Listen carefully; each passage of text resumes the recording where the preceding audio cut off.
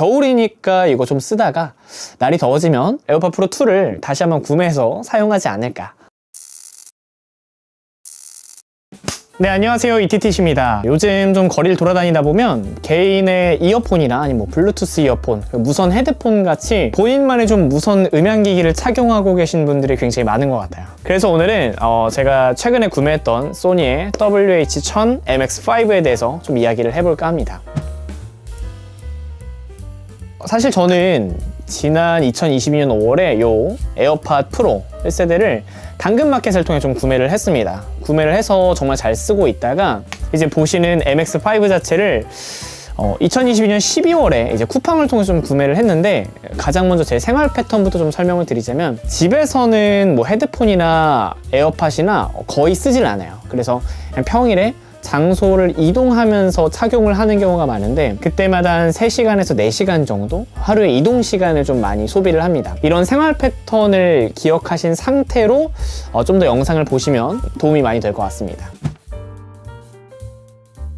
네, 가장 먼저는 애플의 이 에어팟 프로를 사용하다가 왜 바꿨는지, 이 불편했던 점, 그러니까 바꾼 이유에 대해서 좀 알아봐도 좋을 것 같은데, 사실 정말 잘 쓰고 있었거든요. 어느 순간부터 에어팟 프로가 특별하게, 정말 특이하게 2개 중 하나가 충전이 안 되는 경우들이 좀 많았어요. 그래서 내가 사용하고 싶을 때마다 얘를 꺼내서 쓸 때마다 한쪽이 안 돼 있으니까 막 연결도 페어링도 잘 안 되는 문제들도 생기고 굉장히 불편한 상황들이 많이 발생하더라고요. 내가 뭔가 잘못 쓰고 있나? 이런 생각도 좀 많이 들었습니다. 뿐만 아니라 너 쓰고 나서 페어링을 하려고 할 때 넣을 때 2개가 동시에 충전이 돼야 되는데 한쪽만 충전이 되고 한쪽은 페어링 된 상태에서 그냥 멈춰버립니다. 그래서 나는 이제 넣는 순간 페어링이 끊기고 자동 충전이 되는 게 사실 블루투스 이어폰의 큰 장점 중에 하나잖아요.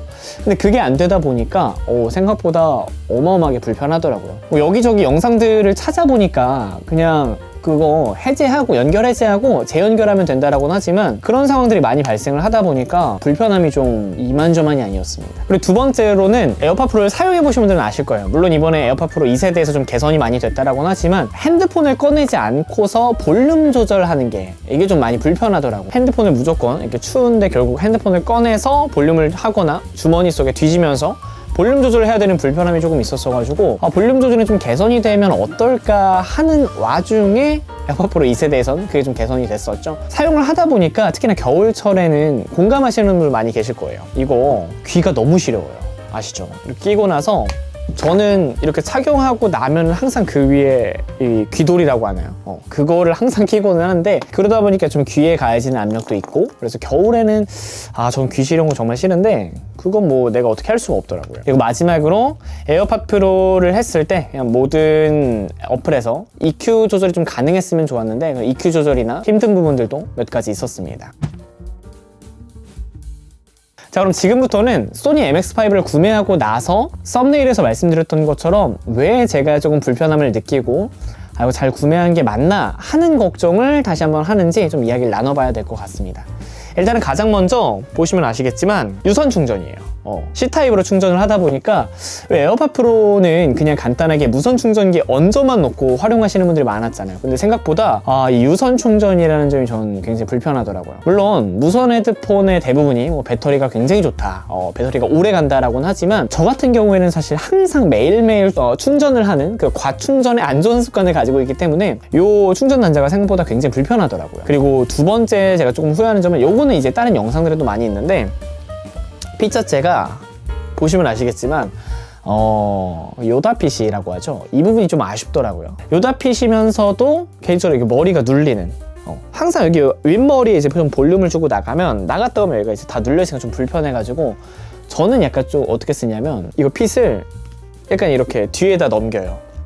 근데 이거는 좀 오바인 거 아시죠? 밀폐감 자체도 완전 줄어들어서 사실 노이즈 캔슬링이나 이런 것도 좀 많이 덜 하는 것도 사실이고, 쓰다 보면 점점 얘가 위에 받쳐주는 게 없다 보니까 눌러요. 그래서 귀가 상대적으로 좀 아픈 경우가 저 같은 경우에는 좀 있었습니다. 다음 부분에서 좀 말씀드리고 싶은 사항은, 이게 스픽 투 챗이라는 기능이 있습니다. 뭐냐면 노이즈 캔슬링을 잘 하다가 말을 하려고 그냥 뭐 안녕하세요 라고 말을 하면 이제 잠시만 노이즈 캔슬링이 풀리는, 그러니까 대화를 위한 그런 하나의 기능이라고 생각을 하시면 좋은데, 이게 제 주변에도 되게 불편하시다 하는 분들이 있더라고요. 그냥 쓰고 스픽 투 챗이 너무 좋은 기능인 건 알겠는데 쓰면서 업무를 보다가 잠깐만 애취하면서 막 기침을 한다거나 아니면 저 같은 경우에는 좀 노래를 이렇게 따라 부르면서 좀 흥얼거리시는 분들, 그러니까 흥이 좀 있는 사람들은 굉장히 좀 번거롭더라고요. 그때마다 다시 스픽 투 챗 켜야 되고 재채기 한 번 했는데 다시 뭐 껐다 켰다 막 그런 거 해야 되다 보니까 좀 불편함을 많이 느꼈어요. 그래서 결국에 저는 스픽 투 챗을 좀 포기했습니다. 불편하더라고요, 생각보다. 그래서 아예 그냥 말을 할 때는 내가 한 번 눌러서 노이즈 캔슬링 끄거나 아니면 헤드폰을 벗거나 그런 경우가 있으니까 좀 스픽 투 챗을 활용하실 분들은 노래를 따라 부르시거나 그런 분들도 좀 고려를 해주셔야 된다 라고 생각하시면 되겠습니다. 다음 조금 설명을 드리고 싶은 불편했던 사항은 불편한 게 너무 많은 것 같은데 버튼식으로 전원을 끄고 킬 수가 있어요. 물론 오래 두면은 이제 자동적으로 전원이 꺼지는 현상이 있기는, 그런 기능이 있기는 한데 그냥 에어팟 프로처럼 뭐 어딘가에 꺼내면서 자동 페어링 그냥 넣으면서 페어링이 해제되면서 전원이 꺼지는, 이 뭔가 항상 내가 꾹 눌러주고 꺼졌나 안 꺼졌나 소리를 들어야 되는 그런 불편함이 있다 보니까 습관성으로 배터리를 절약해야 된다는 강박이 있으신 분들은 지속적으로 끄고 또 켜는 게 좀 번거롭더라고요. 그리고 요거는 제가 좀 전화를 많이 하면서 느낀 점 중에 하나인데, 이게 전화가 오잖아요. 그러면 전화가 오게 되면 우리 보통 여러분들은 이렇게 핸드폰을 하다가 전화가 오면 정말 자연스럽게 핸드폰으로 딱 하고 받게 되는데, 이게 받으면 저만 그런지 모르겠어요. 핸드폰으로 먼저 연결이 되더라고요. 그래서 이걸 끼고 있는 상태에서 연결을 하려면 그냥 내가 여기 오른쪽을 터치로 이렇게 두 번 딱딱 하면서 전화를 받아줘야 되는, 그래야 이걸로 연결이 되는 좀 불편함은 추가적으로 좀 있었습니다.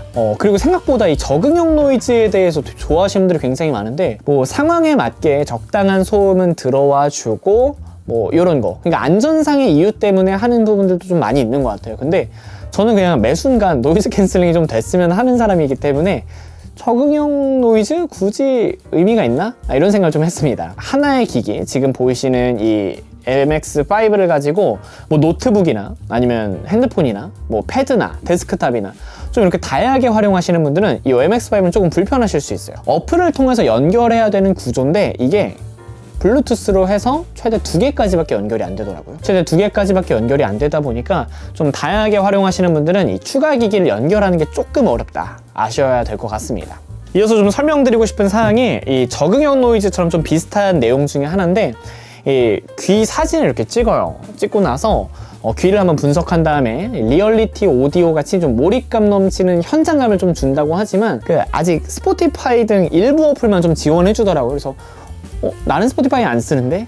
그래서 좀 아쉬웠다. 리얼리티 오디오를 좀 느끼실 분들은 스포티파이를 활용하시면 진짜 신세계를 경험한다고 하니까 뭐 한 번쯤 되시는 분들은 해보셔도 좋을 것 같아요. 저는 뭐 유튜브 뮤직 아주 잘 쓰고 있어가지고 그걸로 여러 번 듣도록 하겠습니다.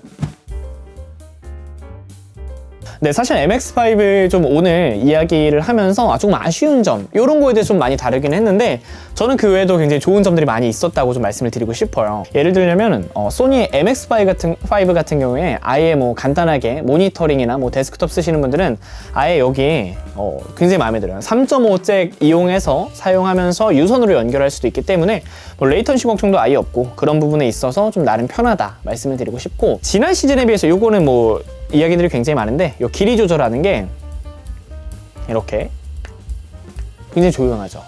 드르륵 하는 거 없이 길이 조절이 지금 보시는 것처럼 굉장히 잘 된다고 하니까 이 부분들도 생각보다 굉장히 많이 좋아하고 저도 편했습니다. 그리고 앞서 말씀을 좀 드렸던 것처럼 볼륨 조절이나 뭐 곡 넘기는 거, 전화 받고 결국에 또 아까 에어팟 프로에서 못 느꼈던 EQ 조절이 또 모든 앱에서 적용이 되는 것처럼 EQ 조절 자체가 되다 보니까 좀 베이스 부스트 하거나 그러신 분들은 상대적으로 좀 도움을 좀 많이 받는다라는 느낌을 저는 개인적으로 좀 받았습니다.